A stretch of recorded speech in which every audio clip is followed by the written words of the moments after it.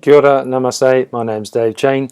Welcome along to the third of the health and wellness seminars for this 21-day intermittent fasting program.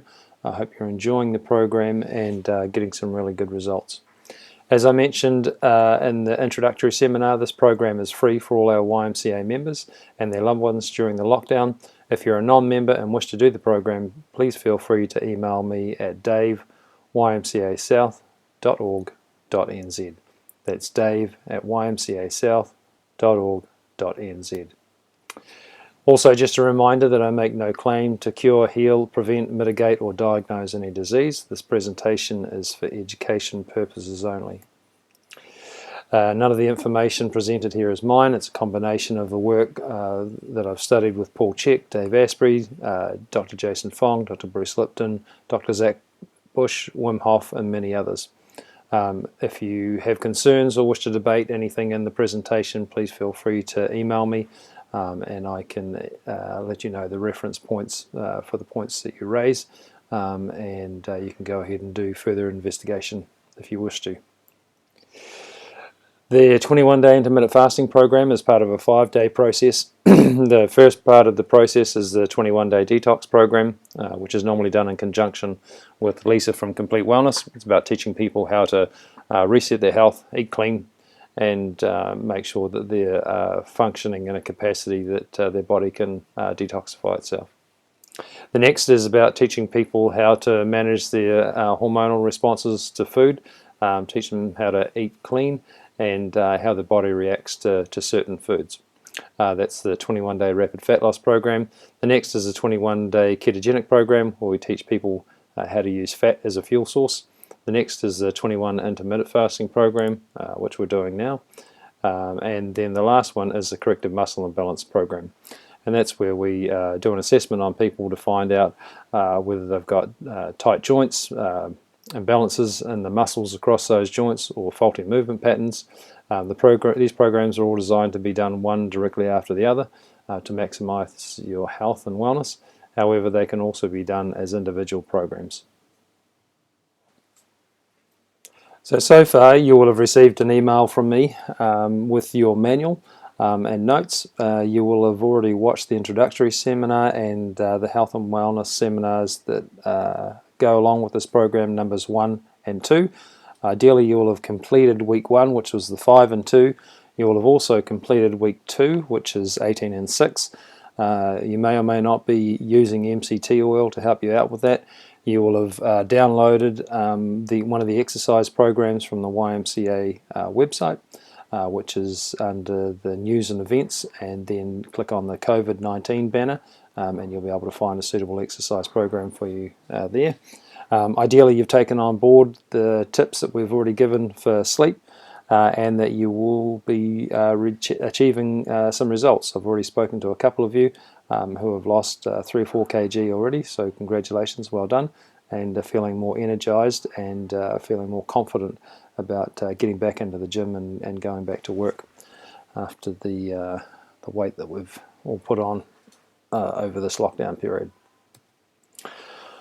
So what are the benefits of fasting? Why would you want to do it? Well, there are several health benefits that go along with fasting, such as living healthier and longer lives, lowering cholesterol levels, lowering triglycerides, increasing energy through the production of ketones, increasing growth hormone,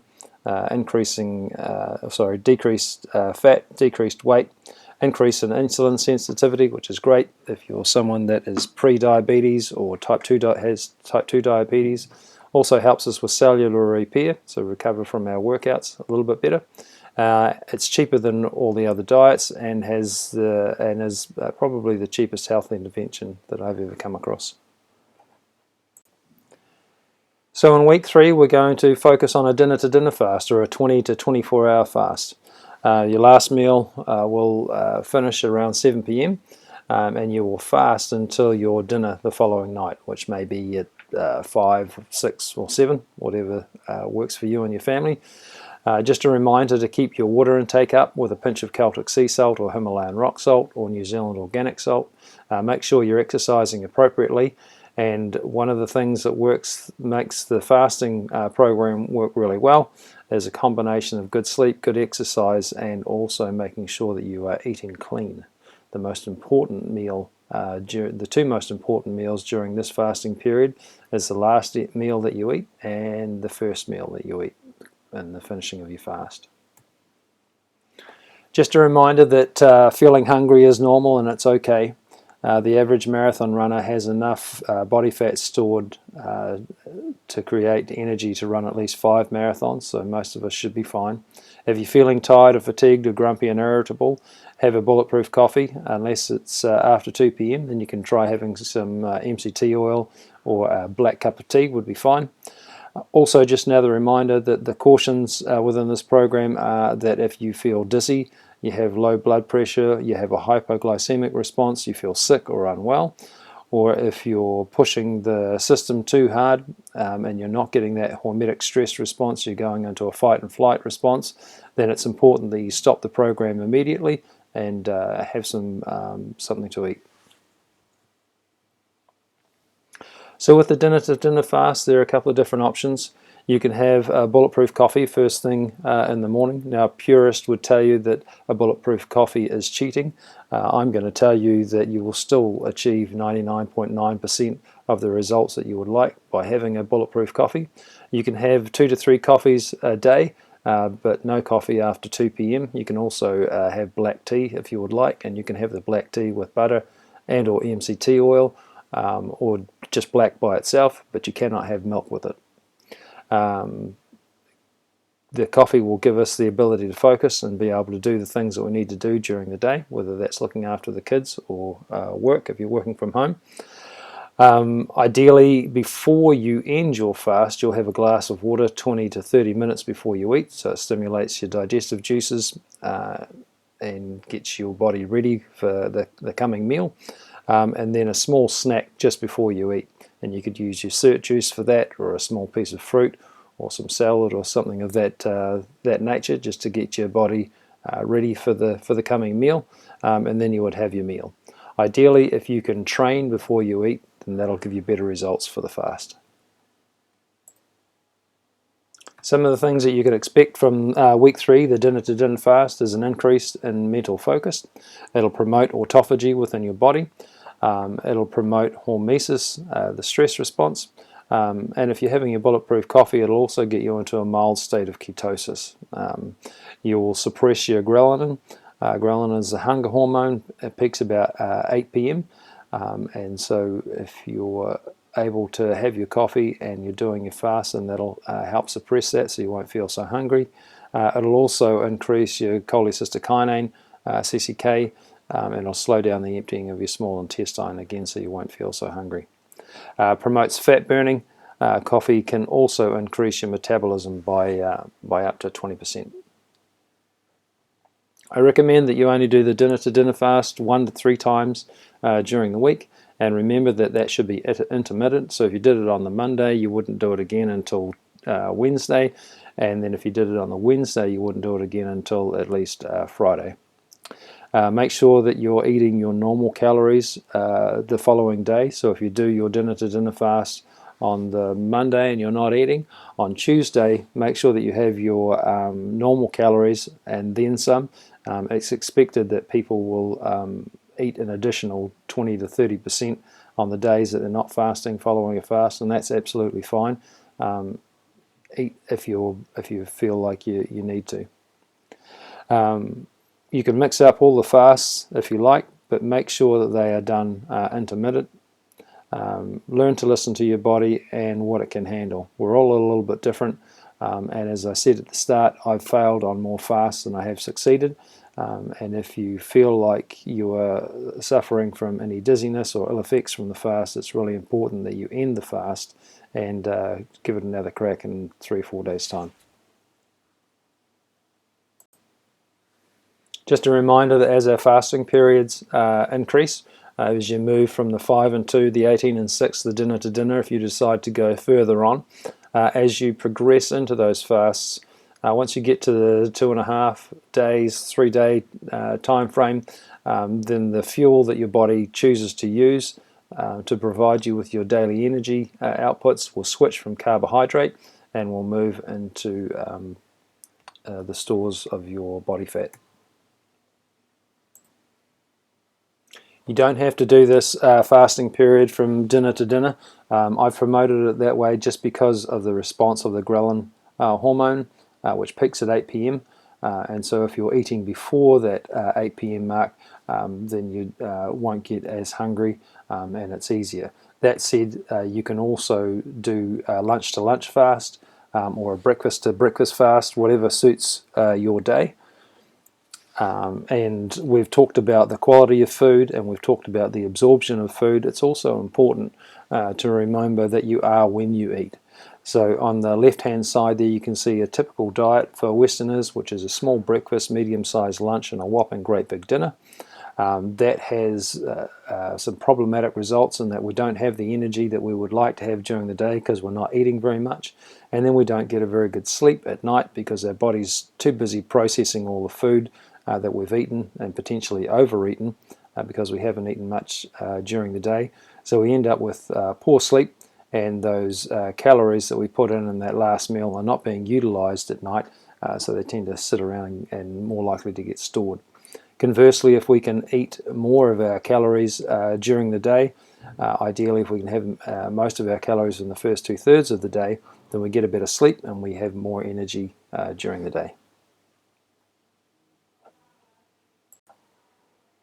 Again, as I said before, our ghrelin hormone peaks at 8 p.m. during the night, and as our fasting continues, once you get past the dinner to dinner fast, then you can see that the production of ghrelin in the body starts to decrease, and we feel less and less hungry as our fasting period goes on.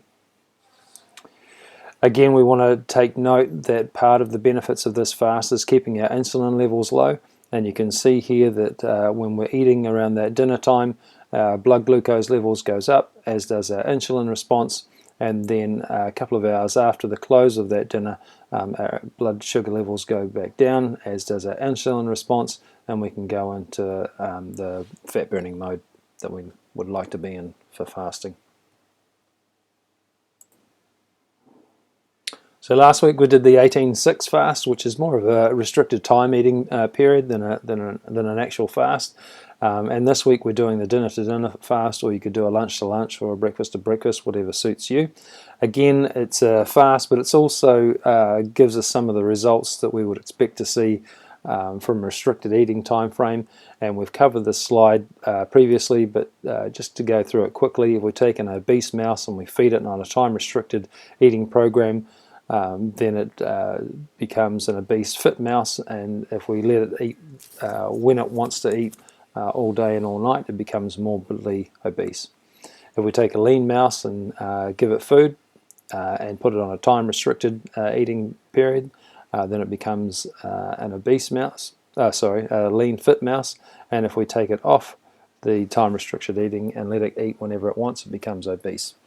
And if we allow that same mouse to be on a restricted eating time frame during the weekdays and let it eat whenever it wants during the weekend, then it still remains a lean, fit mouse. And the results seem to carry over quite nicely into human studies. So for those of you who are interested in longer fasts beyond the dinner to dinner or lunch to lunch or breakfast to breakfast, and you plan on doing an extra 2 to 5 days to stretch out and work your fasting muscle, then some of the benefits that you'll receive after 2 to 3 days is an increase in autophagy. And autophagy is just the cleaning up of human cells, making them function a little bit better.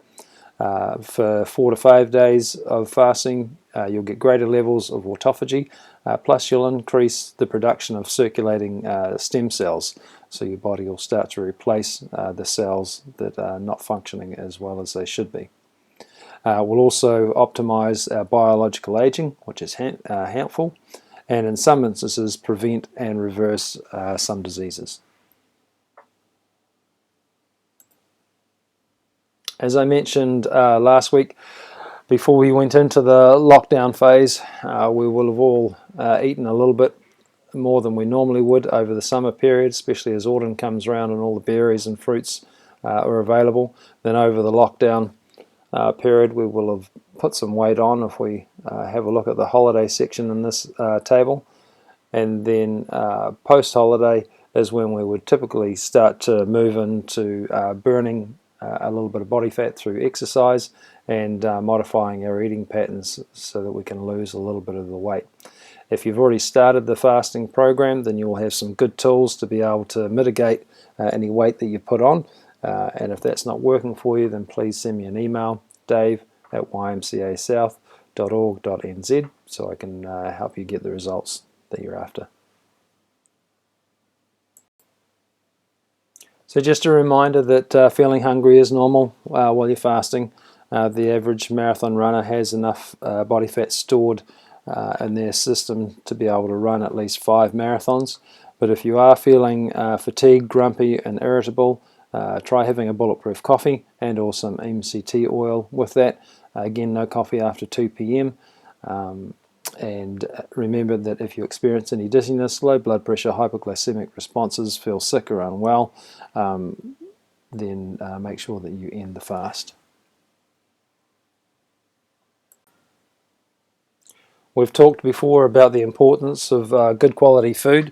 Where possible, try and eat clean, i.e. spray-free, free-range, nutrient-dense foods. Basically, the less processing your food has had, the better it'll be for you, and the more colour and variety of texture that you can put on your plate, the better. And again, just a reminder that the most important meals during this fast are the last one that you have before the fast and the first meal after your fast has ended. When you're finished your dinner to dinner fast, there's going to be a period of time where you just want to wolf your food down and get as much in as you can because you're ravenous.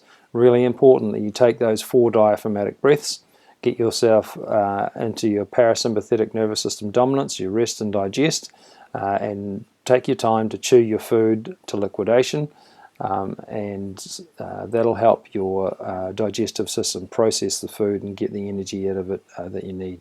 Don't be tempted to wolf it down and go into the chew swallow mentality.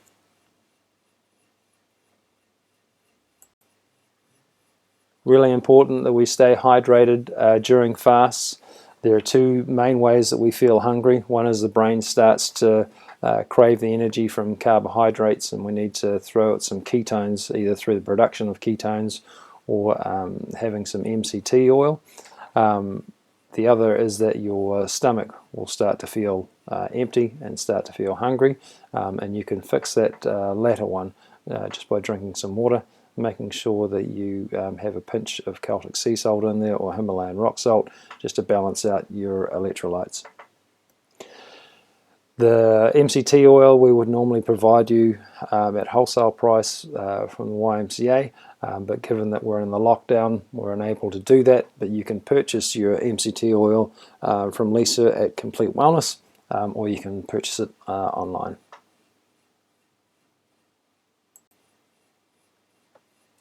So as you come to the end of the health and wellness seminars and you've achieved some great results with your fasting, I would be really keen on your feedback on what you thought about the program and the presentations, the content, how they were delivered, etc., etc.